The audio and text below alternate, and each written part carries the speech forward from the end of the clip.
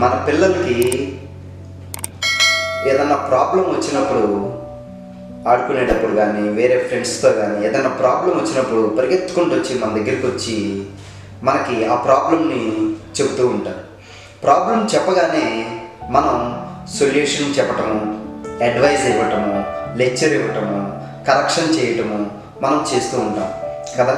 కానీ ఇక్కడ మీరు తెలుసుకోవాల్సింది ఏంటంటే, పిల్లలు మన దగ్గరికి వచ్చి ప్రాబ్లం చెప్తున్నారంటే దాని సొల్యూషన్ కావాల్సింది వాళ్ళకి ఆ కనెక్షన్, పేరెంట్స్తో ఉన్న కనెక్షన్ కావటం కోసం వాళ్ళు అక్కడి నుంచి వచ్చి మనకి చెప్పుకుంటూ ఉంటారనమాట. అంటే వాళ్ళ ప్రాబ్లంని మనకి వినిపిస్తూ ఉంటారు, వినిపించడానికే మన దగ్గరికి వచ్చి చెప్పేసి వెళ్ళిపోతూ ఉంటారు.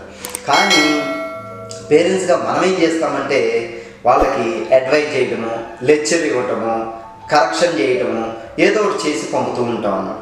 కాబట్టి ఇక్కడ తెలుసుకోవాల్సింది ఏంటంటే, పిల్లలు మనతో ప్రాబ్లం చెప్పడానికి వచ్చినప్పుడు వాళ్ళ బ్రెయిన్ ఎమోషనల్ మోడ్లో ఉంటుంది అనమాట.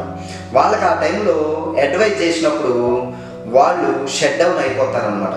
కాబట్టి పిల్లలు మనకి చెప్పడానికి వచ్చినప్పుడు మనం కామ్గా సైలెంట్గా వింటూ ఉంటే పిల్లలు చాలా సేఫ్గా ఫీల్ అవుతారనమాట. కాబట్టి ఇక్కడ పిల్లలకు కావాల్సింది ఏంటంటే, వాళ్ళు చెప్పే ప్రాబ్లంకి, వాళ్ళు మనల్ని అడిగే ప్రాబ్లంని సొల్యూషన్ కాదనేది తెలుసుకోవాలి. ఇక్కడ అడ్వైజ్ చేయటం వల్ల వాళ్ళు ఫీల్ అయిపోవటం కానీ, షట్ డౌన్ అయిపోవటం కానీ, వాళ్ళ బ్రెయిన్ స్ట్రక్ అయిపోవటం కానీ, అయిపోవటం కానీ అవుతూ ఉంటారు. కాబట్టి వాళ్ళు ఏదైనా చెప్పడానికి వచ్చినప్పుడు మనం వింటూ ఉండాలి. అందుకని లిజనింగ్ పేరెంటింగ్ చాలా ఇంపార్టెంట్.